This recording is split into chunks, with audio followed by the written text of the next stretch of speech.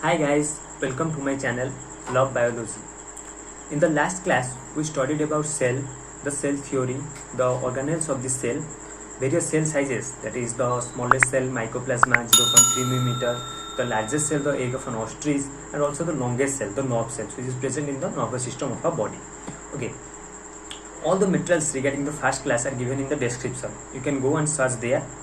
Join my Telegram account using the Telegram link given in the description. You can also see the first video. Whoever have not watched that video, then you can come to this video. Okay, the link is given in the description. Now we'll start today's class, that is the second part of the cell biology. First of all, we see the nerve cell. Okay, the longest cell of the human body. So here is the picture of the nerve cell. See, nerve cell, the longest cell. Okay, and nerve cell, what are the characters? It's branched and long. See, I told the longest cell. So if longest cell, it's one of the characteristic feature will be long. So here these are the long arms, and they are also all branched because they transfer the information, right? These are branched and long. Okay, now we shall move to the next topic, prokaryotic cells. What are prokaryotic cells? देखो, previous class में हमने क्या देखा था? Prokaryotic cell हम किसे कहते हैं? जिसके न्यूक्लियस के चारों तरफ एक न्यूक्लियर मेम्ब्रेन नहीं होता है, हम उसे बोलते हैं prokaryotic cells. Okay, prokaryotic cell जो होता है उसका मतलब देखो, न्यूक्लियस साइटोप्लाज्म के अंदर होता है, राइट? मतलब डिस्टिंक्ट हम नहीं कर सकते कि न्यूक्लियस कौन सा है, साइटोप्लाज्म कौन सा है. मतलब after very brief looking into it we can describe it. Okay, so today we shall study some of the characteristics of the prokaryotic cell. The first characteristic is no nuclear membrane is present. I told no nuclear membrane, no membrane around the nucleus is present. Okay, the prokaryotic cells are generally smaller and they reproduce or multiply faster as compared to the eukaryotic cells. Okay, मतलब eukaryotic cells के comparison करने से हमको ये पता चलेगा कि prokaryotic cell eukaryotic cell से छोटे होते हैं और मतलब ज़्यादा तेज से मल्टीप्लाई होते हैं. ठीक है, क्योंकि वो जितना ज़्यादा छोटा होगा उतना ही जल्दी उसका मल्टीप्लिकेशन होगा. ओके, और उसका थर्ड पॉइंट है माइकोप्लाज्म. मतलब ये जो प्रोकैरियोटिक सेल्स है उसके चारों तरफ सेल वाले, मतलब मैक्सिमम प्रोकैरियोटिक सेल और all prokaryotic cell except one, that is mycoplasma. Okay, mycoplasma के बारे में हमने एक और चीज जाना था. क्या? Mycoplasma is the smallest cell, that is 0.3 millimetre. Okay, ये पॉइंट याद रखना है. Except mycoplasma all the prokaryotic cells are cell walls. Okay, prokaryotic cell में साइटोप्लाज्म प्रेजेंट होता है, यूकैरियोटिक सेल में प्रेजेंट होता है. प्रोकैरियोटिक सेल में जेनेटिक मटेरियल जो होता है वो नेकेड होता है. नेकेड मतलब वो वाला नेकेड मत समझ लेना, ठीक है? ज्यादा गंदा मत बनना. Naked, genetic material is naked, मतलब ये जो जेनेटिक मटेरियल जो जीनोम के अंदर प्रेजेंट होता है, जो न्यूक्लियस के अंदर प्रेजेंट होता है, उसको चारों तरफ कोई कवरिंग नहीं होता है, इसलिए हम बोलते हैं genetic material is naked. Okay, small circular DNA called plasmids are present outside genomic DNA. देखो, पहली बात तो हम ये समझेंगे कि जीनोमिक डीएनए क्या होता है. जीनोमिक, ये जो वर्ड देखते हो जीईएन, ये कहाँ से आता है? जीन से. ओके, तो जीनोमिक डीएनए क्या होता है? जो न्यूक्लियस के अंदर प्रेजेंट होता है, जो जीन्स जिसके पास होता है, ठीक है, उसको हम बोलते हैं जीनोमिक डीएनए. और ये जो रहा small circular DNA are called plasmids. Small circular DNA मतलब ये जो जीनोमिक डीएनए के बाहर, ठीक है, जीनोमिक डीएनए एक प्लेस में होता है, मतलब उसका एक स्पेसिफिक प्लेस होता है, लेकिन उसके चारों तरफ ये जो स्मॉल सर्कुलर डीएनए छोटे छोटे प्रेजेंट होते हैं बैक्टीरिया सेल में, ठीक है, उसको हम क्या बोलते हैं? प्लाज्मिड्स. देखिए, प्लाज्मिड्स के बारे में डिस्क्रिप्शन में आगे पढ़ोगे, ठीक है, लेकिन प्लाज्मिड्स के बारे में तो मैं 2 पॉइंट बताऊंगा. ये प्लाज्मिड जो होता है ये क्लोनिंग में बहुत हेल्प करता है. क्लोनिंग का मतलब पतला है, मतलब तुम्हारे जैसा एक और तुम बना लोगे, उसको हम बोलते हैं cloning. Same character, same feature, same thinking, उसको हम क्लोन बोलते हैं. ठीक है, वो प्लाज्मिड हेल्प करता है क्लोनिंग में, मतलब प्लाज्मिड का बहुत बड़ा रोल होता है क्लोनिंग में. ठीक है, और ये जो है प्लाज्मिड क्या करता है? एंटीबायोटिक रेजिस्टेंस प्रोवाइड करता है. एक बैक्टीरिया सेल को एंटीबायोटिक रेजिस्टेंस प्रोवाइड करता है. ये दोनों पॉइंट अच्छे से याद रखना, ठीक है? इसके बारे में आगे बहुत अच्छे से पढ़ोगे, लेकिन अभी इसके लिए सिर्फ ये 2 पॉइंट, ठीक है? इंक्लूजन्स प्रेजेंट होते हैं प्रोकैरियोटिक सेल से. इंक्लूजन्स मतलब ये जो होता है, मतलब कुछ स्टोरेज के लिए. इंक्लूजन्स मतलब स्टोरेज के लिए, जैसे हमारे बॉडी में स्टोरेज के लिए क्या, मतलब यूरिन कहाँ पर स्टोर होता है? यूरिन ब्लैडर में. उसी तरह इंक्लूजन्स स्टोर करने के लिए फूड हो, एक्सेस फूड हो या फिर एक्सक्रीशन प्रोडक्ट्स हो, वो सब इंक्लूजन्स में स्टोर होता है. ठीक है, mesosome is the characteristic feature of prokaryotes. देखो, ये जो पॉइंट है, मेसोसोम क्या होता है? सेल मेम्ब्रेन का प्रोट्रूशन. ठीक है, मतलब सेल मेम्ब्रेन जो बाहर निकल के कुछ और स्ट्रक्चर बनाता है, उसको हम बोलते हैं मेसोसोम. ये होता है the characteristic feature of prokaryotes. ये याद रखना पॉइंट. देखो, मैंने ये 2 पॉइंटर लगाए. Mesosome is the characteristic feature of prokaryotes. ठीक है, ये वाला पॉइंट एंट्रेंस में आ जाता है, याद रखना ये वाला पॉइंट एंट्रेंस में आ जाता है, ठीक है। Mesosome is the characteristic feature of prokaryotes. Prokaryotes को पहचानने के लिए सबसे अच्छा तरीका है मेसोजोम को ढूंढना, ठीक है। मेसोजोम मिल गया तो समझो प्रोकैरियोट्स मिल गया, ठीक है। ये पॉइंट को अच्छी तरह से याद रखना। अब चलो चलते हैं नेक्स्ट में, बैक्टीरिया। इसके बारे में तो सबको पता होगा, बैक्टीरिया डिजीज कॉजिंग ऑर्गेनिज्म, वैसे सब डिजीज नहीं करते, कुछ कुछ करते हैं, ठीक है।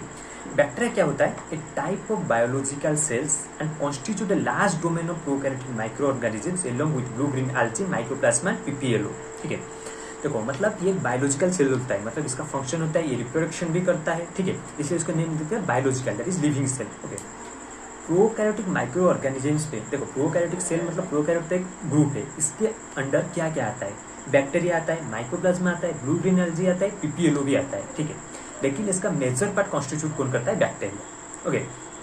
अभी पीपीएलओ क्या है? प्लूरोनिमोनिया लाइक ऑर्गेनिज्म, ये वाला नोट कर लो, मैंने छोड़ दिया है, PPLO pleuropneumonia like organism, okay. ये बहुत ही छोटे छोटे होते हैं, बहुत ही, बैक्टीरिया से भी छोटे, ठीक है। और ये ब्लू ग्रीन एल्गी भी होते हैं, माइक्रोप्लाज्मा भी होते हैं प्रोकैरियोटिक सेल में, ओके।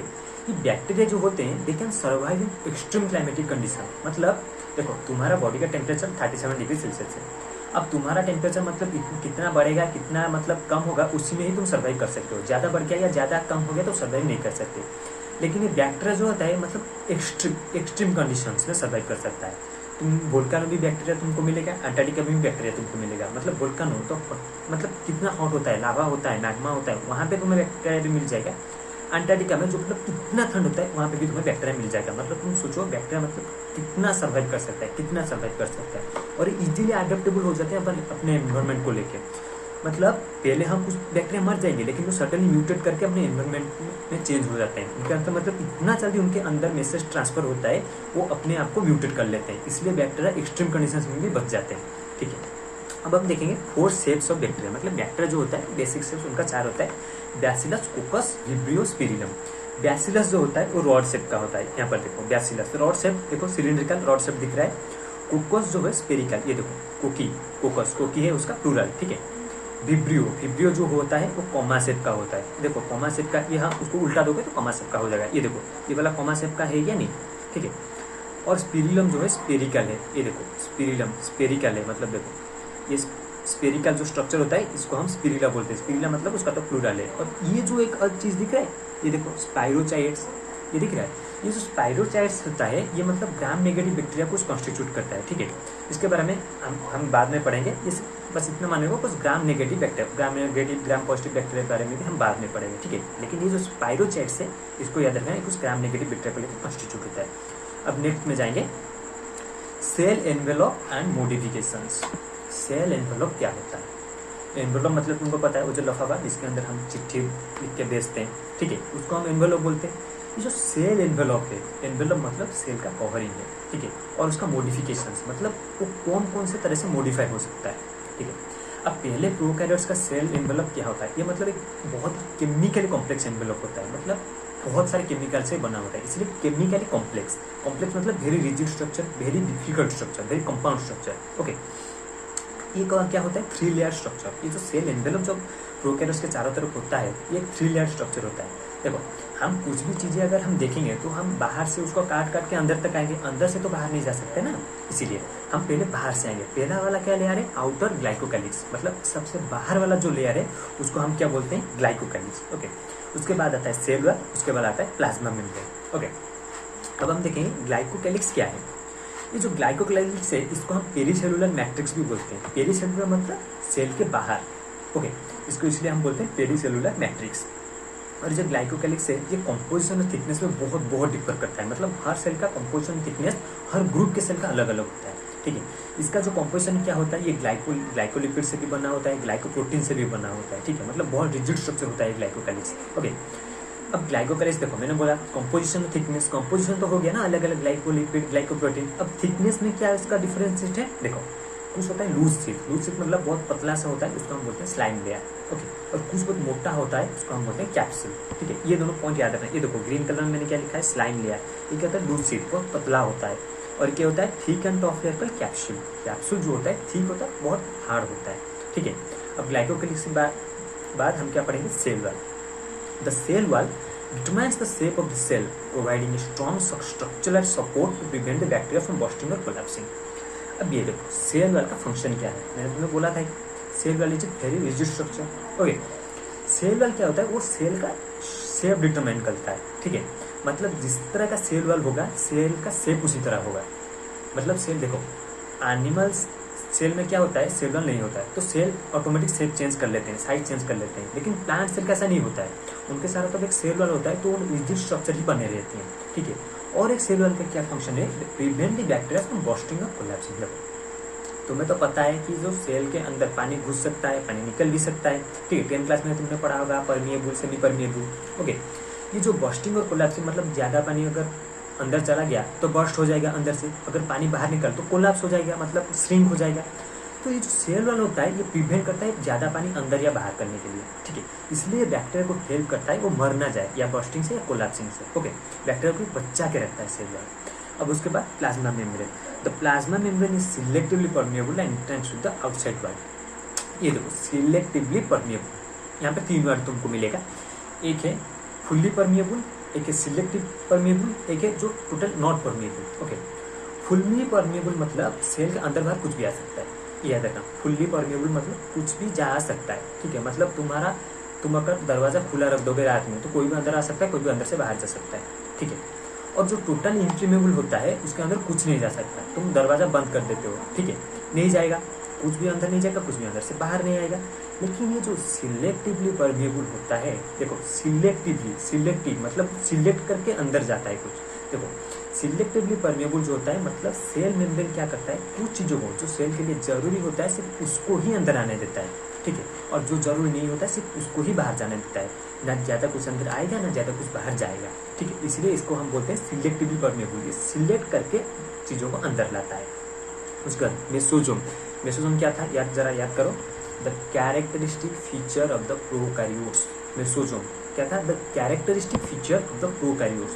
प्रोकैरियोट्स को जानने का मोस्ट डिस्टिंक्टिव फीचर है मेसोजोम, ठीक है। अब मेसोजोम के बारे में पढ़ेंगे, क्या है। Special membrane structure form by the extension of plasma membrane into the cell wall. देखो मेसोजोम क्या होता है, प्लाज्मा मेम्ब्रेन का एक्सटेंशन होता है, ठीक है।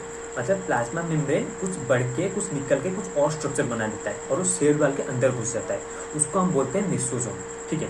मेसोजोम 3 तरह के होते हैं, वेसिकल्स होते हैं, ट्यूबुल्स होते हैं, लैमेला होते हैं, ठीक है। वेसिकल्स क्या है, ये जो मतलब वेसिकल्स लिक्विड या साइटोप्लाज्म को स्टोर करते हैं, ठीक है। मतलब ये साइटोप्लाज्म और लिक्विड को स्टोर करके सेल मेम्ब्रेन से सेल वॉल के अंदर चले जाएंगे, ठीक है। ट्यूबुल्स जो होता है मतलब ये स्मॉल ट्यूब्स की तरह होता है, ठीक है। तुम जब डायग्राम देखोगे तो समझ जाओगे, है। लैमेला क्या होता है, एक थीन लेयर मेम्ब्रेन, मतलब एक मेम्ब्रेन, एक तो प्लाज्मा मेम्ब्रेन है, और ये जो लैमेला जो होता है जो मेसोजोम से फॉर्म होता है वो क्या होता है, प्लाज्मा मेम्ब्रेन के चारों तरफ एक और स्मॉल लेयर थीन लेयर बना देता है, ठीक है। वही प्लाज्मा मेम्ब्रेन है, लेकिन प्लाज्मा मेम्ब्रेन से निकलकर सेल वॉल के पास एक और लेयर बना देता है, ठीक है। इसको हम बोलते हैं मेसोजोम, और ये मेसोजोम के 3 पार्ट्स है, ठीक है। मेसोजोम क्या करता है, helps in cell wall formation, DNA replication and distribution. देखो जब सेल मेम्ब्रेन से कुछ बाहर निकल कर गया, उसके चारों तो कुछ स्ट्रक्चर बना है, तो सेल मेम्ब्रेन के बाहर के स्ट्रक्चर को हम क्या बोलते हैं, सेल वॉल, जो सेल मेम्ब्रेन को प्रोटेक्ट करता है, ठीक है। तो ये क्या किया, सेल वॉल के फॉर्मेशन में हेल्प करते हैं, डीएनए रेप्लिकेशन में हेल्प करते हैं। देखो जब एक सेल मल्टीप्लाई करता है, ठीक है, जो डीएनए जो पास होगा, न्यूक्लियस जब डिवाइड होगा, साइटोप्लाज्म जब डिवाइड होगा, तो किसके थ्रू डिवाइड होगा, वो जो डिवाइड होगा, जो इन्फॉर्मेशन जो फ्लो होगा किसके थ्रू फ्लो होगा, प्लाज्मा मेम्ब्रेन के थ्रू। प्लाज्मा मेम्ब्रेन तो मतलब एक स्ट्रक्चर है ना, सराउंडिंग स्ट्रक्चर, वो तो ऐसे ही बाहर नहीं निकल सकता, तो मेसोजोम निकलेगा। मेसोजोम जब निकलता है, वेसिकल होते हैं, ट्यूबुल होते हैं, लैमेला होते हैं, वो सब पॉइंटेड स्ट्रक्चर होते हैं, तो वो क्या करते हैं, वो इन्फॉर्मेशन को पास करते हैं, ठीक है। इन्फॉर्मेशन को इक्वली डिवाइड करते हैं 2 सेल के बीच में, जब एक सेल डिवाइड होता है, ठीक है। और increases the surface area plasma membrane. अब ये देखो, ये एक पॉइंट है, देखो प्लाज्मा मेम्ब्रेन है चारों तरफ सेल के, ये जो मेसोजोम जो निकल के है यार, ठीक है, प्लाज्मा मेम्ब्रेन का एक्सटेंशन है, मतलब एक्सटेंड होकर प्लाज्मा मेम्ब्रेन आया, ठीक है। तो ये क्या किया, प्लाज्मा मेम्ब्रेन का जो सरफेस एरिया है उसको इंक्रीज कर दिया, तो अब प्लाज्मा मेम्ब्रेन ज़्यादा चीज़ अंदर ले सकता है, ज़्यादा खाना ले सकता है, ज़्यादा चीज़ स्टोर कर सकता है, ठीक है। ये सरफेस एरिया को इंक्रीज करके सेल की बहुत हेल्प करते हैं, ठीक है। अब ये है साइनोबैक्टीरिया। साइनोबैक्टीरिया क्या है, ये है एक ग्रुप ऑफ फोटोसिंथेटिक बैक्टीरिया, ठीक है। ये कहाँ पे रहते हैं, राइस फील्ड्स में रहते हैं, जो हेल्प करते हैं, बहुत हेल्प करते हैं फार्मर्स की, ठीक है। साइनोबैक्टीरिया का कुछ एक्सटेंशन होता है जो सेल वॉल के नहीं बल्कि साइटोप्लाज्म के अंदर चले जाते हैं। मतलब ये देखो हमने क्या पढ़ा, मेसोजोम क्या है, जो प्लाज्मा मेम्ब्रेन से एक्सटेंड होकर सेल वॉल जाते हैं। सेल वॉल साइटोप्लाज्म, बीच में है प्लाज्मा मेम्ब्रेन, ठीक है।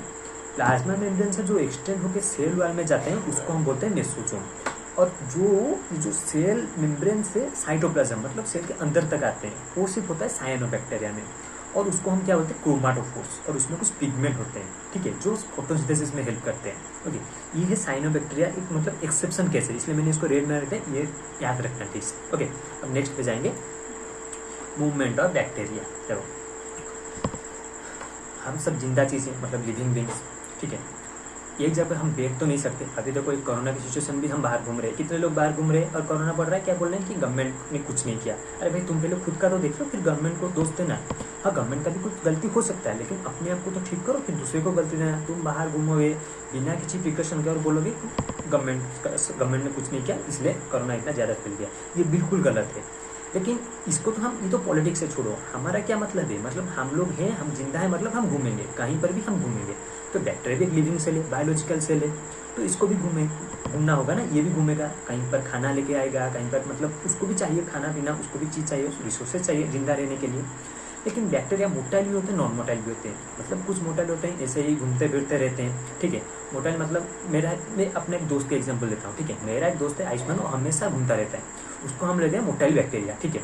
एक और दोस्त है भागीरथी, वो हमेशा बेड पे पड़ा रहता है, उसको हम एग्जांपल लेते हैं नॉन मोटाइल बैक्टीरिया, ठीक है। ये एग्जांपल याद रखना, आयुष्मान क्या है, मोटाइल बैक्टीरिया, भागीरथी क्या है, नॉन मोटाइल बैक्टीरिया। ओके, ये जो मोटाइल नॉन मोटाइल, मतलब नॉन मोटाइल को तो छाड़ो, उस तो दिन भर पड़े रहते हैं बेड पे, उनका कोई काम दाम नहीं है, ठीक है। वो उनके पास खाना आएगा वो खाएंगे, पानी आएगा पीएंगे, नहीं आएगा वो कुछ नहीं करेंगे, वहीं पर पड़े रहेंगे, मर जाएंगे लेकिन उठेंगे नहीं।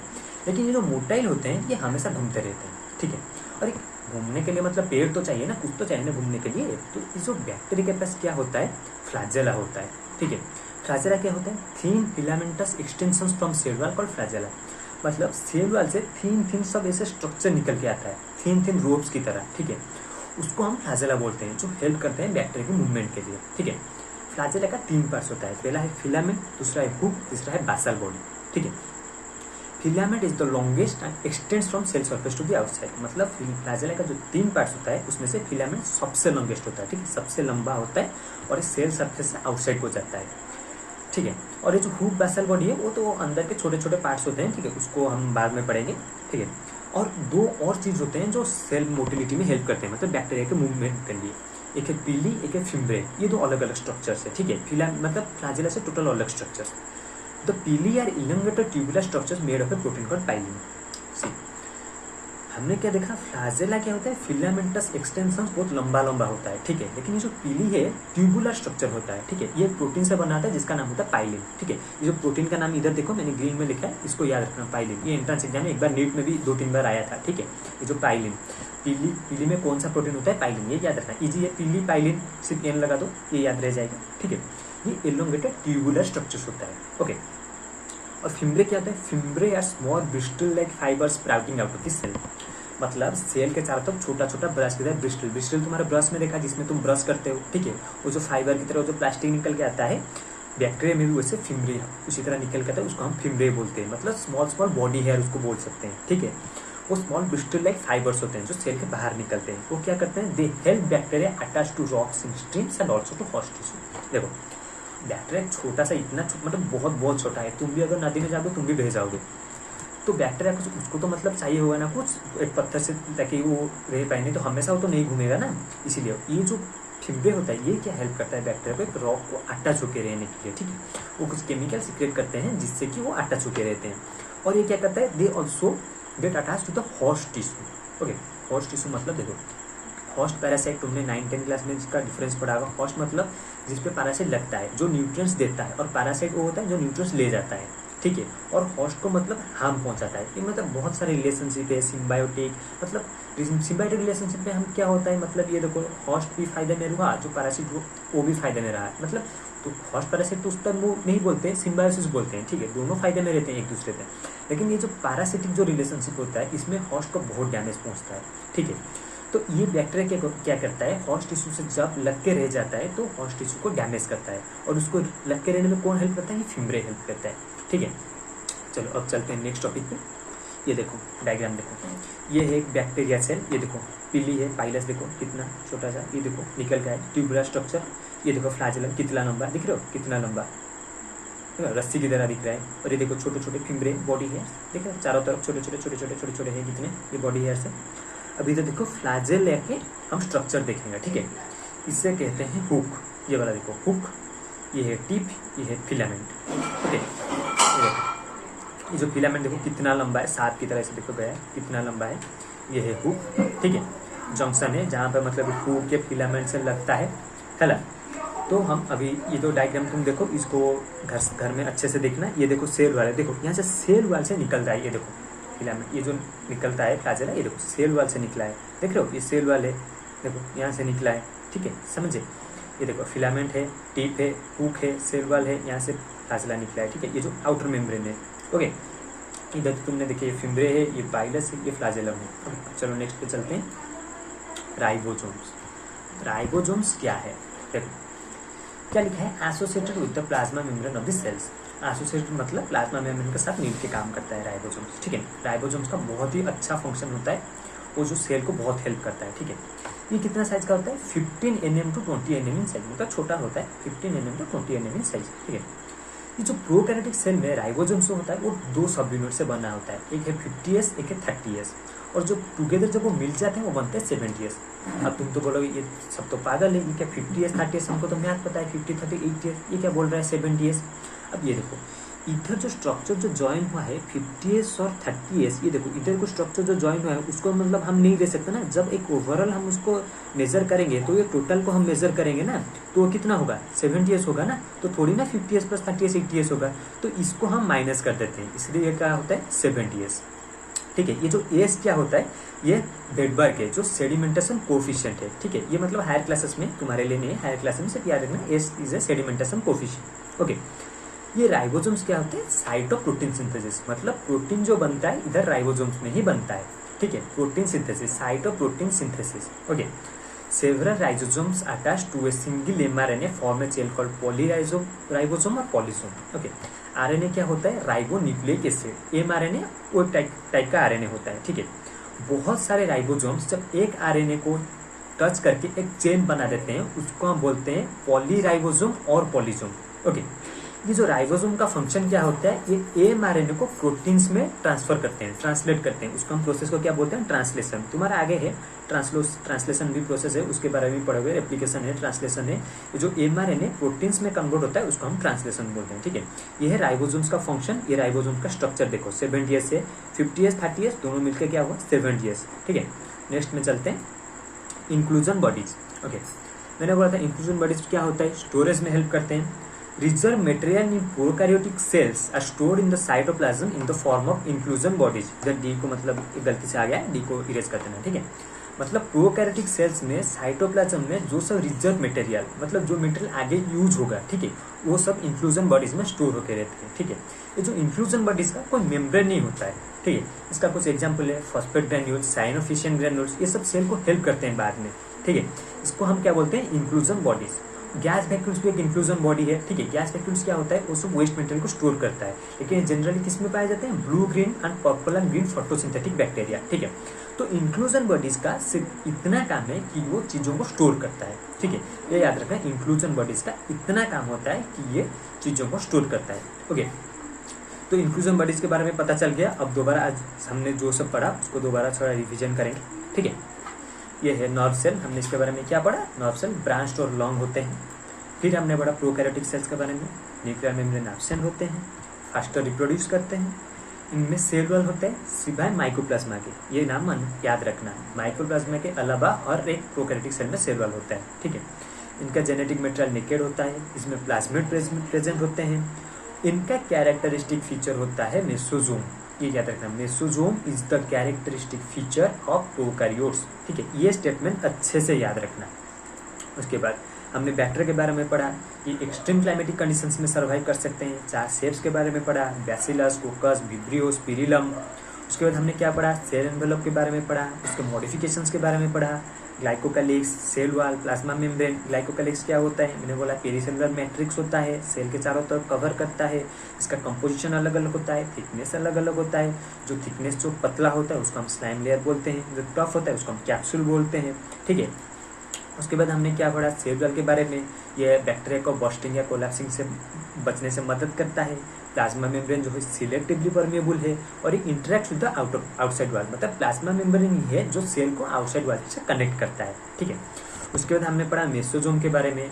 वो किसके फॉर्म में होते हैं, वेसिकल्स होते हैं, ट्यूबुल्स होते हैं, लैमेले होते हैं। वो सेल वॉल के फॉर्मेशन में हेल्प करते हैं, रिप्लिकेशन में हेल्प करते हैं, डिस्ट्रीब्यूशन मटेरियल में हेल्प करते हैं, प्लाज्मा मेम्ब्रेन का सरफेस एरिया इंक्रीज करते हैं। और हमने यहाँ पर एक एक्सेप्शन पॉइंट पढ़ा, जो साइनोबैक्टीरिया है उसमें सेल मेम्ब्रेन के अंदर से साइटोप्लाज्म तक आता है ये जो मेसोजोम जनरली सारे सेल्स में सेल मेम्ब्रेन से सेल वॉल को जाता है, मतलब फ्रॉम इनसाइड टू आउटसाइड। लेकिन साइनोबैक्टीरिया में आउटसाइड टू इनसाइड आता है और उसको हम क्या बोलते हैं, क्रोमाटोफोर्स, जो पिगमेंट्स कंटेन करता है। फिर हमने बैक्टीरिया के मोटिलिटी के बारे में पढ़ा। फ्लैजेला के 3 पार्ट्स होते हैं। उसका जो फ्लैजेला जिसमें बैक्टीरिया को हेल्प करता है मूव करने के लिए, उसका फिलामेंट होता है, हुक होता है, बेसल बॉडी होता है। फिलामेंट सबसे लंबा होता है। पीली के बारे में पढ़ा। पीली जो एलिमेंटल स्ट्रक्चर से उस प्रोटीन से बना होता है उसको हम क्या बोलते हैं, pilin. Pili is made of a protein known as pilin. Okay, fimbriae होता है जो स्मॉल ब्रिस्टल ब्रॉस के लाइक स्ट्रक्चर होता है। बैक्टीरिया को अटैच कर देते हैं स्ट्रिंग रॉक से, होस्ट टिश्यू से। उसके बाद हमने जो स्ट्रक्चर देखा, ये फिम्ब्रे देखा, बॉडी हेयर्स की तरह बैक्टीरिया के चारों साइड। पाइलस को देखा, फ्लैजेलम को देखा, इधर फिलामेंट देखा, फ्लैजेला का स्ट्रक्चर भी हमने देखा। फिर हमने राइबोसोम्स के बारे में पढ़ा, जो कि मैंने तुम्हें बोला 50S 30S दोनों सब यूनिट होते हैं। जब टुगेदर होता है वो क्या बनाते हैं, 70S। उस एस क्या होता है, सेडिमेंटेशन कोफिशिएंट। ये ट्रांसलेशन में हेल्प करते हैं। ओके, और प्रोटीन सिंथेसिस में भी हेल्प करते हैं राइबोसोम्स। ठीक है, इतना आज के लिए इतना ही। देखो तुम सबने सब कुछ देखा, तुमको समझ भी आ गया होगा। जो भी समझ में नहीं आया उसको कमेंट सेक्शन में जरूर बताना, कौन सा डाउट है। टेलीग्राम का लिंक भी मैंने नीचे दिया हुआ है, उसमें भी कमेंट डाउट पूछ सकते हो, या फिर मेरे जीमेल में भी डाउट पूछ सकते हो। जिसका भी डाउट होगा नेक्स्ट क्लास में सब कुछ क्लियर कर दूंगा। ठीक है, और जो भी पिछले वाला वीडियो नहीं देखे हो वो जाके पहले पिछले वाला वीडियो देखो, तो फर्स्ट पार्ट, ठीक है, सेल स्ट्रक्चर एंड फंक्शन का फर्स्ट पार्ट है, सेल बायोलॉजी का। ठीक है, उसमें हमने सेल के बारे में डिस्कशन किया था, सेल थ्योरी के बारे में डिस्कशन किया था, सेल साइज के बारे में डिस्कशन भी किया था। ठीक है, वो वीडियो लिंक भी डिस्क्रिप्शन में है, उसको जाके पहले देख लो। ठीक है, थैंक यू।